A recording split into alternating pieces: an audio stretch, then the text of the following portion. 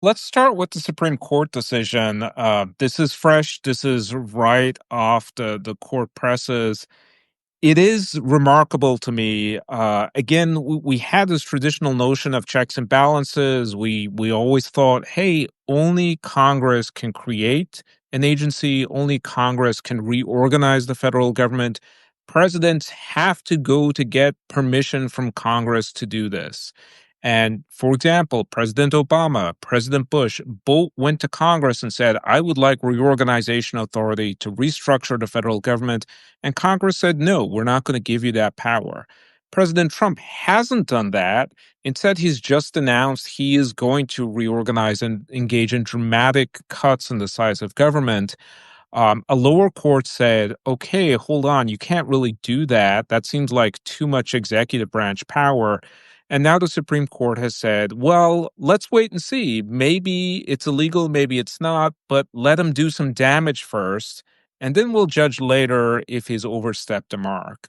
And I think as a practical matter, Justice Brown is right here. You can't give the president dramatic power to trash the government and then 6 months later say, okay, we'll put Humpty Dumpty back together again. No harm, no foul. By that point, real damage will have been done. And we've already seen some of the damage you've referred to already with the National Weather Service, with FEMA, USAID. An estimated 300,000 people have already died because of the withdrawal of USAID support. So damage is not this like theoretical issue. Like undermining the capacity of the federal government to help people has real life effects on lots of people. And this has been a disappointment for me watching the court in this term, where they basically said, well, let's see how this plays out. Maybe it'll be fine. And they keep giving Trump more and more authority when Trump is very straightforward and saying, I'm going to do really terrible things with this power to undermine the capacity of government to help people in their everyday lives. And let's keep the receipts. This is the same Supreme Court that last year, in just a shocking ruling, that even I have no faith in the Supreme Court, but I didn't think they'd go this far in giving, let's be honest, Donald Trump absolute immunity for core functions within his executive power. And that was kind of a get out of jail free card for, let's be honest, Donald Trump, even though Joe Biden was president at the time. And then you're seeing this Supreme Court, this conservative Supreme Court, rather, which I believe, my words, is completely corrupt. They're like right-wing hacks in black robes. I want to remind people that Samuel Alito's wife flew two flags, not one, but two flags associated with the January 6th insurrection, and that Ginny Thomas, who is Clarence Thomas's wife, sent supportive texts to Mark Meadows during the violent insurrection and believe these conspiracy theories. But I digress. So judging from, going back from last year to this, their kind of implementation of this unitary executive theory, right, where the president, or rather their president, gets to flex. And, who cares about the separation of powers and the intention of the founders and the Constitution and the fact that we live in a constitutional republic? That's okay. This Supreme Court has responded to all these emergency applications by Donald Trump and given him this latest victory. And I was keeping the receipts in my head. If I just scroll down, I'm so glad New York Times did this. This decision that just came out today, folks, about an hour ago, that Don just mentioned, follows a major ruling on June 27th, where the Supreme Court limited the ability of judges to block President Trump's policies nationwide. In recent weeks, the judges have issued other emergency decisions allowing members of DOJ to gain access to sensitive records of millions of Americans held by Social Security Administration. Awesome. They've ended a humanitarian program intended to give temporary residence to more than 500,000 immigrants from countries facing war and political turmoil, and granting, for now, Mr. Trump's request to remove the leaders of two independent agencies. And then to go to the question of your Substack, can we govern? How does America govern when our institutions that are supposed to act as intentional guardrails and checks and balances voluntarily forfeit that power to a corrupt criminal? Don. So I think one of the key things to understand about the current version of the Supreme Court is not only is it a conservative supermajority, 6-3, you also have 5 members of the court who worked in Republican White Houses and administrations, and they came to view this unitary executive theory in, I think, through that lens, through that experience, where they felt like these congressional Democrats are constraining whether it was President Bush or President Reagan. And we need to have a more muscular presidency. And I do think that worldview really matters to how they think about the role of the president today. The fundamental mistake is I think they think about Trump as akin to a Bush or as akin to a Reagan. That is to say, a president who follows the normal formula, respects the rule of law, basically buys into the Constitution and checks and balances. And I don't think that is who Trump is, right? I think Trump has signaled he is a very different type of president. He views the accumulation and centralization of power as a goal in and of itself. He isn't particularly concerned with democratic outcomes. He showed us that with his response to the 2020 election. And so it's going to be very hard for the court to actually pull back the leash on Trump at some future point. And some of their decisions sort of hint like, well, if it gets too far, we'll reinstate the rule of law. And I think they're really missing the personality of Trump, where the decision you mentioned, the immunity decision, Trump read that correctly, in my view, as a green light to do all sorts of things because he knew then the court is not going to check me on this stuff in the future. If one of his motivations for getting back in office was to minimize his legal risk, being president with immunity seems like an incredibly powerful set of tools. And so, again, that was a fundamental error, in my view, that the court made to embolden Trump, who at the same time had this broader project of building up executive power, which is driven in his mind by loyalty to Donald Trump and nothing else. Like this is his vision of the executive, which is a personalist vision where he is at the center of everything. It's less about this ideology of how to govern. It's more about protecting Trump as president. A person who wants to use and abuse power to avoid accountability and go to jail. It reminds me of Prime Minister Benjamin Netanyahu, who also is visiting the United States of America and is a war criminal, but I digress. And a person who also is chummy with a lot of billionaires and far right individuals who are creating their own form of a white nationalist utopia or caucusocracy or broligarchy. But we'll connect the dots, folks, for those who have joined. I'm here with Don Moynihan. Thanks to the 600 people, it's rising. We're going to talk about the billionaires, and they've spent a lot of money, lavishing Clarence Thomas and Samuel Alito. And we'll probably find out more how much money has gone. We know, though, Leonard Leo has helped groomed these folks through the Federalist Society, and now they're in power and they're giving their guy, Donald Trump, and their party whatever they want. The keys to the kingdom. Who needs checks and balances when you have this Supreme Court, right? And, this ruling comes, it's so egregious, Don, because this ruling comes, which allows Donald Trump essentially to bypass Congress and dismantle federal agencies as 109 people, that number is going to rise, have died in one of the worst floods in central Texas. I used the word number 161. That's how many are missing.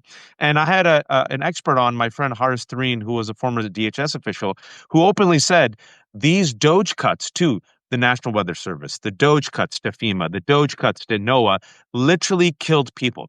These deaths could have been prevented. You need experts in these positions. You've seen the cuts to FAA. You've seen the cuts also to USAID, which, like you mentioned, has killed at least 300,000 people.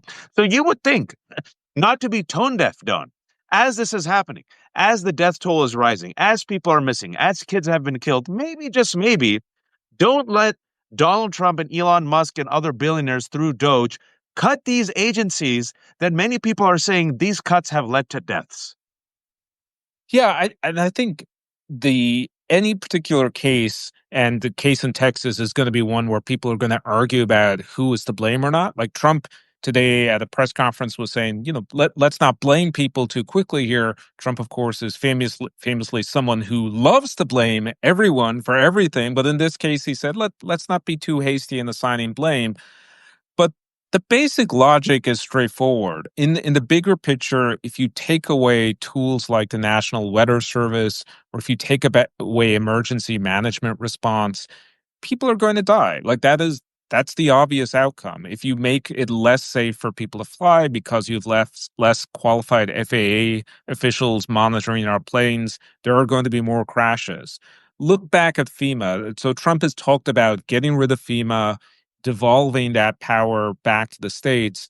The reason why FEMA exists, why Jimmy Carter created FEMA in the 1970s, is the states came to him and said, we can't manage these emergencies and disasters by ourselves any longer. We need some sort of national coordination. And that was in the 1970s. Natural disasters have gotten a lot worse in the interim. I Right. wonder why, Don. I wonder why. Maybe What? climate Right. change. We'll never know because the climate change researchers are going to be laid off and we won't be able to get any government reports that update us on that. Yeah, and connecting the dots, and let's talk about the death march of billionaires before we talk about the rattle. There was this big billionaire bill from hell that passed, and folks, as Supreme Court has given Donald Trump and Elon Musk and Doge the power to keep dismantling these necessary hell that passed, folks. Is Sorry. that you? That's fine. Yeah. I heard myself.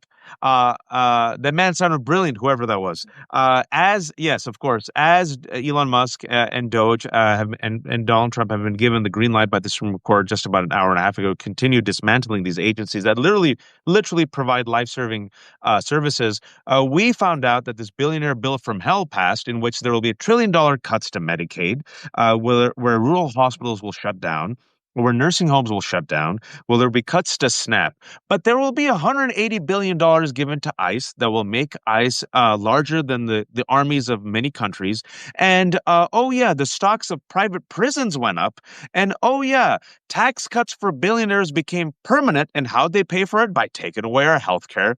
And we know that billionaires love their deregulation. And billionaires have said, just like the billionaires who helped influence Project 2025, that there is a climate change alarmist industry, and we don't need things like the National Weather Service or NOAA. We can just privatize it. And I again give you the 109 people who have died and the numbers rising in Central Texas. Now let's connect this to the billionaire bill from hell that, folks, was passed.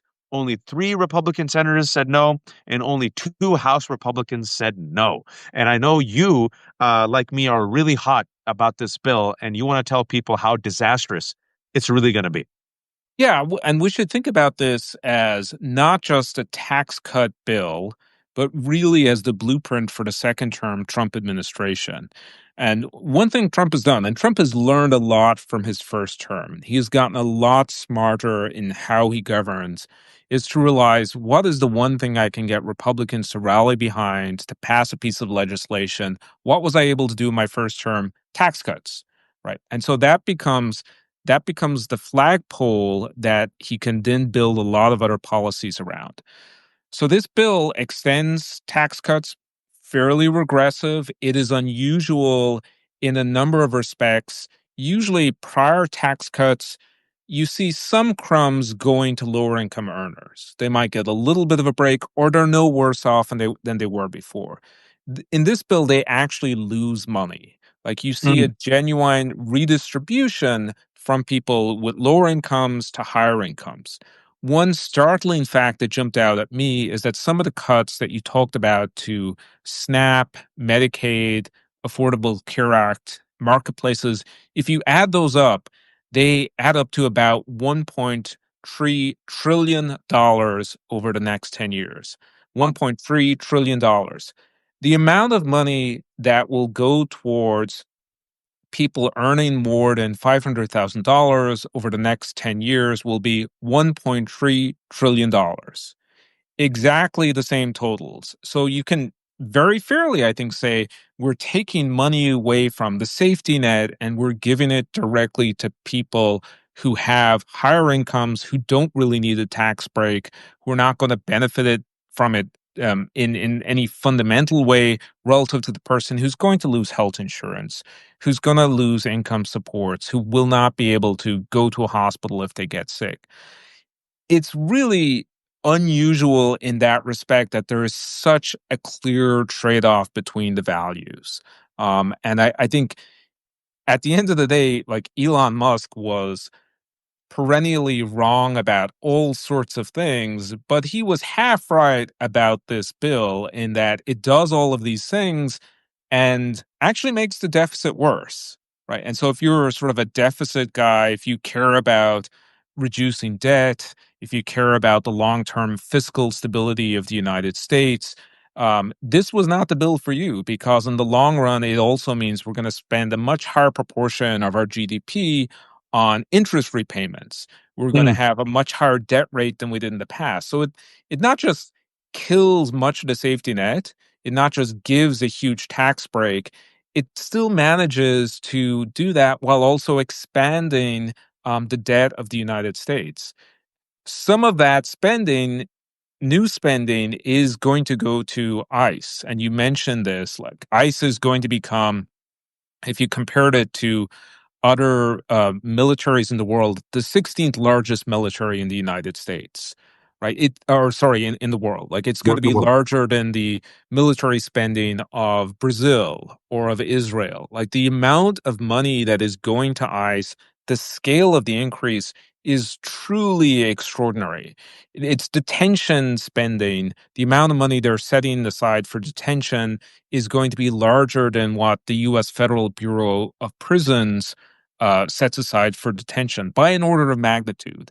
And I think that's really going to change the way Americans live their lives in a way we have never really understood, right? We have an FBI, like we have sort of a national police force, but having an enormous military force that is domestically focused is going to be fundamentally different. Having the capacity to spend $45 billion on detention is going to be consequential. Like someone's going to go into those camps, right?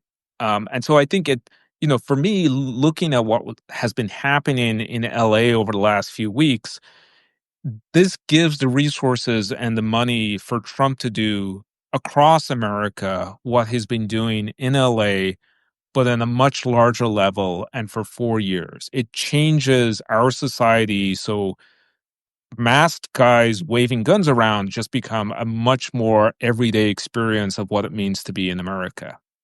I want to connect the dots for folks because people might think it's not connected, right? $180 billion dollars that Don said it's going to go to ICE is going to increase ICE personnel to 10,000 agents. And that money, like you said, is going to detention centers and prisons, things like Alligator Alcatraz, which is a concentration camp, which, by the way, thanks to shitty U.S. infrastructure and, of course, on the nose, can't make this shit up, is already being flooded. And the agents that are there are being attacked by alligators.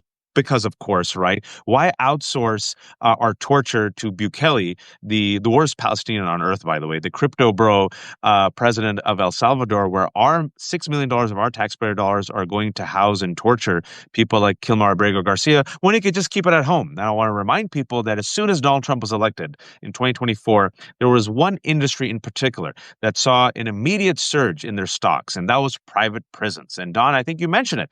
Who's going to go in these detention centers? You're not just going to build them and keep them vacant, right? Keep the people poor, keep them hungry, keep them desperate, take away their health care, and then you can just house them in these detention centers and private prisons. And then also, you know what?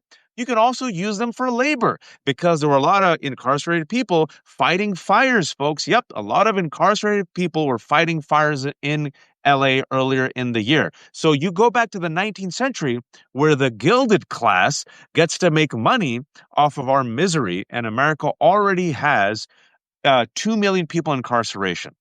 For those who don't know, we incarcerate more people than any other country on earth. We have a population of about 340 million. China and India have about more than a billion.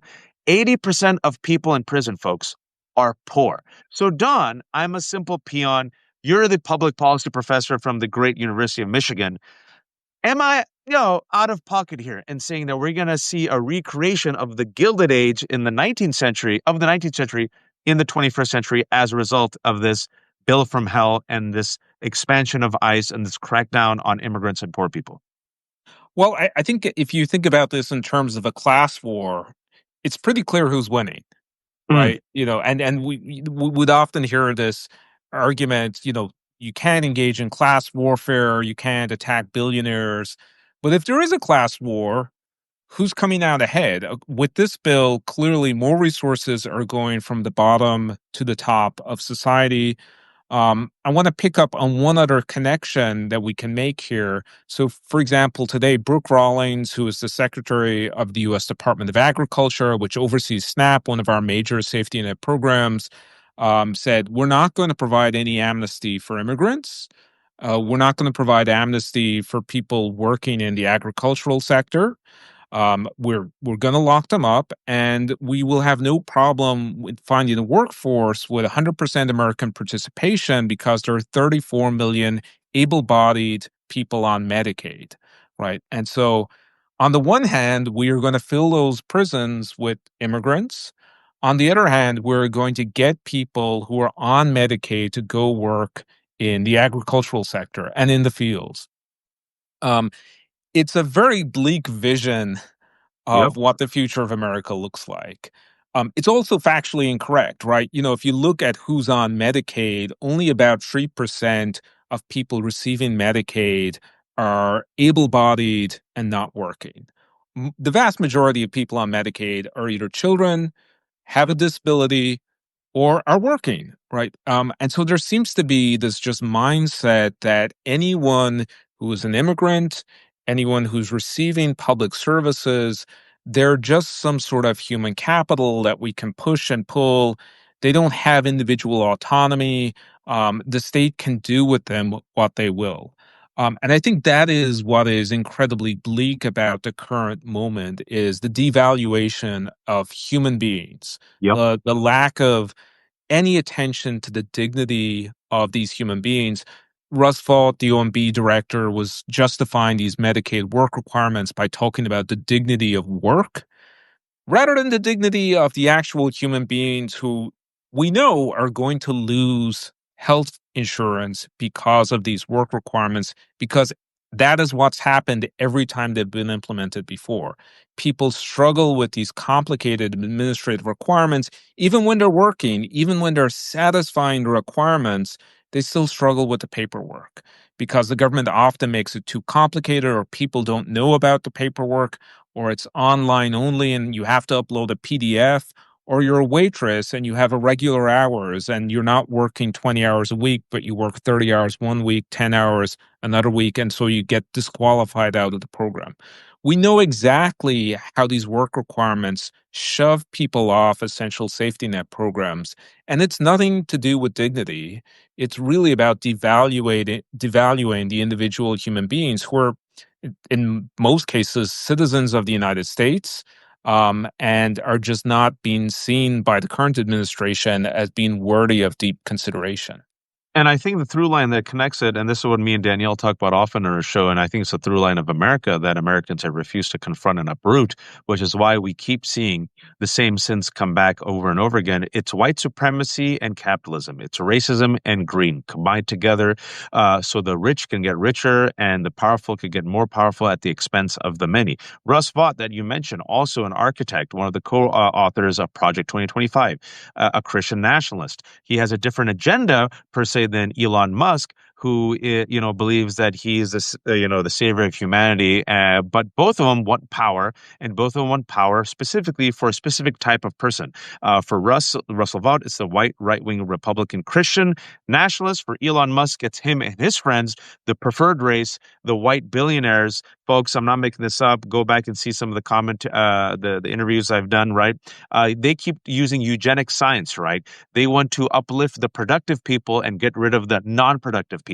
RFK, listen to his language about autistic people and the registry, right? And listen to Howard Lutnick, the billionaire Secretary of Commerce under Trump, who just glibly talked about, well, if my mom was off of Social Security for a month, she could take it. And then he also said, well, don't worry about these workers. Yeah, it'll be a short-term hit, but guess what? We're going to replace them anyway with AI. Not making this up, folks. And Elon Musk said, well, all these people anyway, it's unnecessary, these agencies, which right now, by the way, if they were implemented and fully staffed like NWS and NOAA, less people would die in Texas. They're so glib about humanity. And Don, it's a good point, is that, what this billionaire class is doing in their pursuit of power and wealth and ideology and money is they're dehumanizing the rest of us. We're like cattle. In fact, we might even be beneath cattle to the point where, folks, Republicans now are lowering the age of work for children and saying, well, they got to pick themselves up from their bootstraps. And now in red states, those labor laws that were put in place because kids were, dying in the 19th century, these kids in red states are now forced to work. And the elected officials who are telling them to pick themselves up from the bootstrap are wealthy folks living in mansions who golf.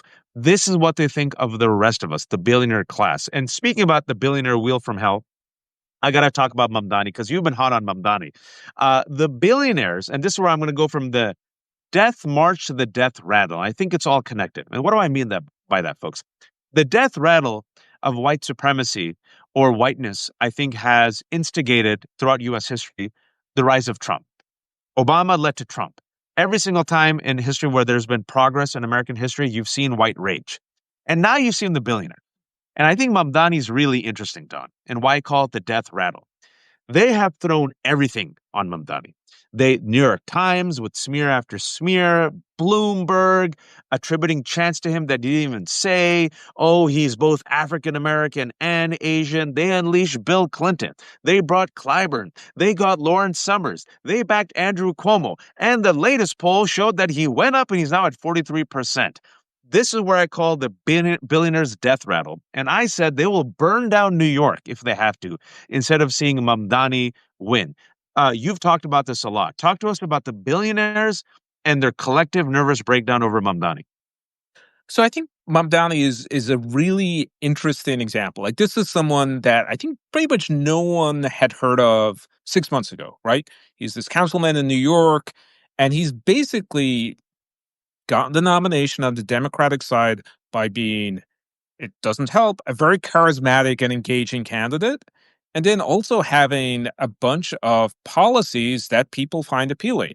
Now, I'm a public policy professor, and there's a bunch of his policies I think are probably wrong, right? On some of these issues, and we could talk through them policy by policy, but he is resonating in a way that other candidates were not on the Democratic side, in a way that the incumbent mayor is not, in the way that the former governor of New York did not during the primaries.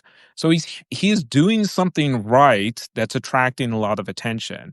And I think as he's doing so, that also means he's attracting negative attention. Tying back to something you mentioned earlier, the story that the New York Times wrote about Mamdani, and I blogged about this because it is such an amazing insight into the thinking about what choices do we make about presenting these candidates. And so here's one way to think about the story. A, a someone writing about race and IQ science, we could maybe call him a eugenicist, is working with hacked personal data from Colombia and offered to share that to the New York Times to expose Mamdani's application process. What we found out since is the New York Times was in a foot race with Chris Rufo, the conservative activist and person who's really attacked scholars of color, from my experience, consistently over the last couple of years. But they were in a foot race to see who could publish this first. And the scandal was that Mamdani, who was born in Africa and whose a background from his family is like Southeast Asian, clicked both Asian and African American in this application process, where he still did not get into Columbia, right? That's the big scandal, right? And reading the piece, initially I was waiting for where's the paragraph that explains what he did wrong, right? The Times would not quite come out and say, okay, here's the obvious um, immoral act or evil act here. But the implication was somehow he was a fraud, somehow he was being dishonest.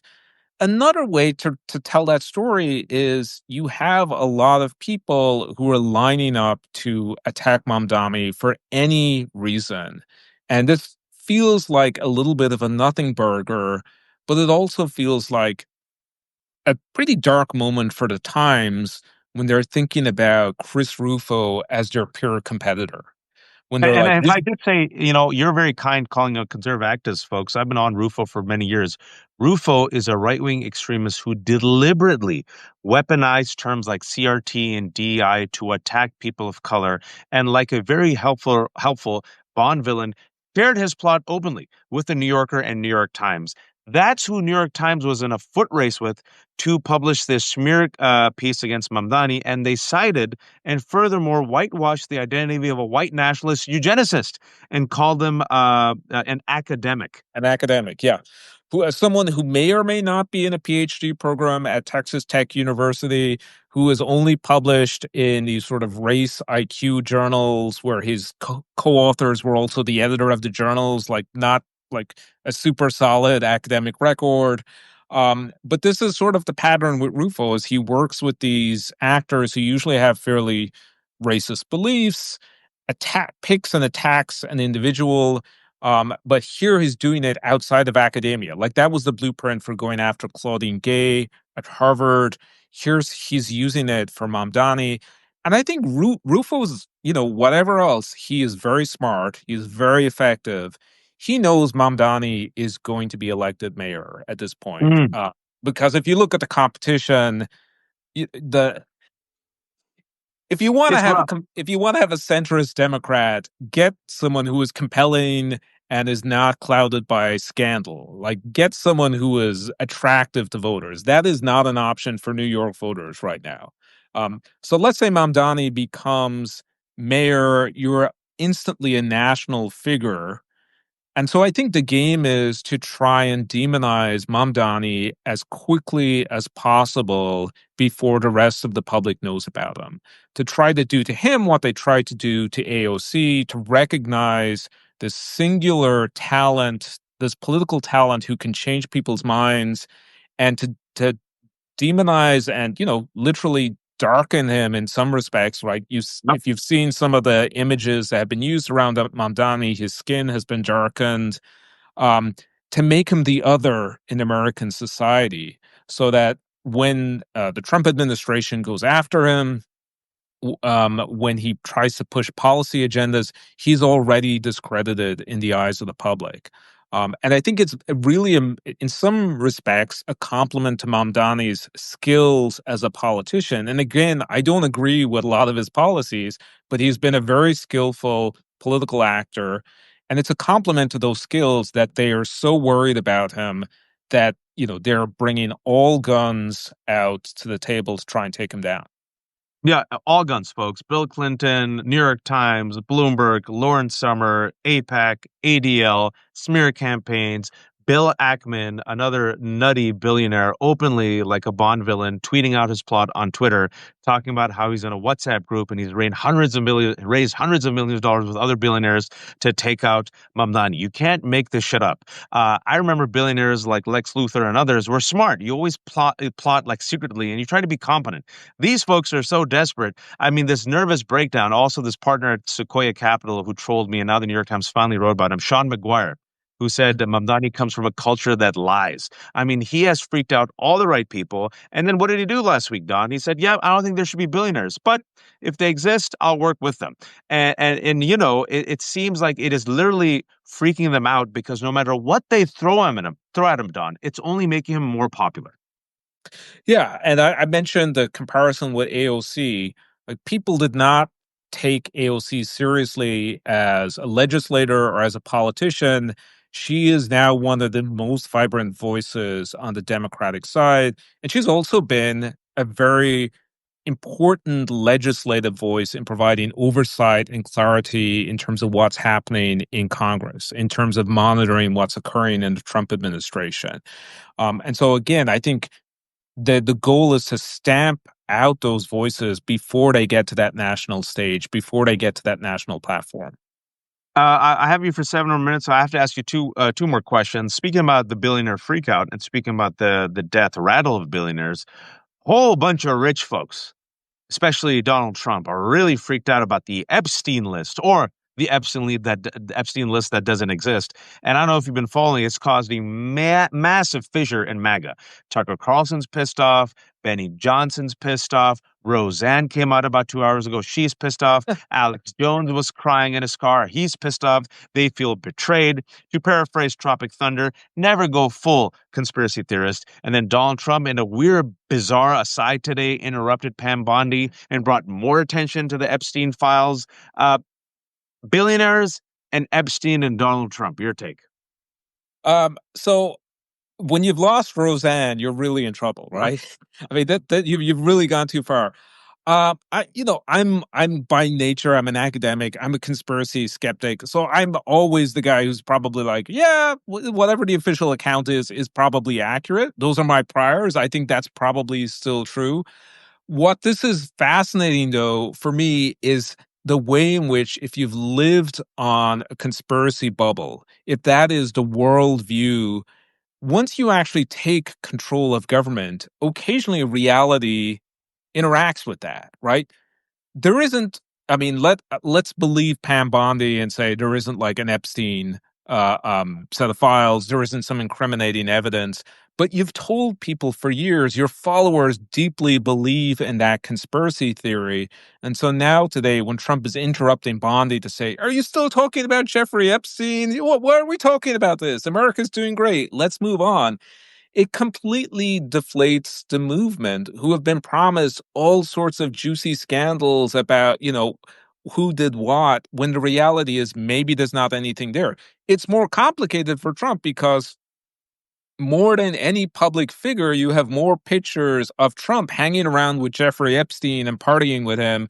And so the defensiveness that Trump raises in his press conference today inevitably triggers some suspicion. And so that, to some degree, I find this a little bit funny.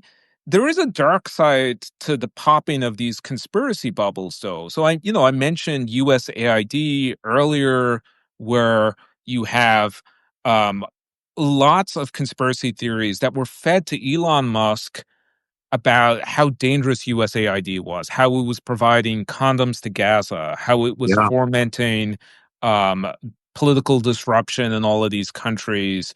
Um, and that had really material effects. Where I'm going to post something about this tomorrow, where USAID, which probably saved something like 90 million people in the last 25 years. This is according to a report in The Lancet, which is a respected peer-reviewed journal, is now out of business, right? And that will probably mean something like, again, from that paper in The Lancet, 14 million people will die in the next 5 years. It may be the first example of a government agency that was killed by conspiracy theory, where no one Mm. else was willing to stop Musk, where Trump didn't care, where Musk, I think, really believed these conspiracy theories, and now denies that there'll be any negative effect from the end of this agency. Where Marco Rubio had for years been a champion of USAID on the Republican side, one of the most outspoken supporters of foreign aid, and as soon as he got the marching orders, said it's an out of control agency. We need to shut it down. Um, these conspiracy theories have real consequences. They do matter. They shape how policymakers think, and they shape how the public think. So the Epstein story is sort of like for me, it seems like the most humorous version of how these conspiracy theories pop, but they do so in a much darker and consequential way as well. It's part and parcel of the QAnon conspiracy and also the Pizzagate conspiracy and also the deep state conspiracy that has led to the radicalization of individuals who have tried to commit terrorism and some people who actually participated in the violent insurrection, folks. Never go full conspiracy theorist. And if you do radicalize your base with conspiracy theories, don't be shocked if once in a while they turn around and the monster attacks Dr. Frankenstein, which is what's happening right now. For those who have joined, I was with Don Moynihan. It was a conversation about the Billionaire Death March and the Death Rattle. I'm going to have the entire conversation up later today. And I have Parker Malloy, who joined us. Parker, don't go away anywhere. I'm going to get you up in a minute. Speaking about the latest right-wing attack on, wait for it, Superman. You know, that undocumented immigrant who took on, wait for it, an evil billionaire on behalf of the people. I'm not making this shit up, folks. They're against Superman. And the reason why you should care, in addition to being a fan of pop culture and comic books like I am, is because Andrew Breitbart, famously, who was a mentor to Steve Bannon, said politics is downstream from culture. This is how the right wing advances many of their conspiracy theories, attacks the quote unquote woke, right, and has gained traction with a lot of folks in the 2020 and 2024 election. But the final question I have for Don, with the minute I have left, is you are a public policy professor at University of Michigan. I am a simple peon English major. And as defined in the student text, public policies, quote, an agreed upon way that our federal, state, or local government fulfills its responsibilities, such as protecting the rights of individuals and promoting the welfare of all the people, unquote. Sounds very woke to me, Don. It does sound woke. It sounds like you need some shared conception of the public interest. And right now, that is harder and harder to see. The idea that we protect the people in our society and try to help them live a bit better lives. It sounds, pretty radical in our current moment, and that's a sad state of affairs. And another person who was beloved and is one of the most beloved comic book characters who helps all people is Superman. And currently, MAGA doesn't like Superman and the fact that he's an immigrant who leads with kindness. Don, before I let you go and bring on Parker, please shamelessly promote yourself, sir. I'm Don Moynihan. I published the blog Can We Still Govern? Please join. And it was great to talk to you. My best to Parker. Thanks, Don. We'll talk soon. Thanks, buddy. Take care.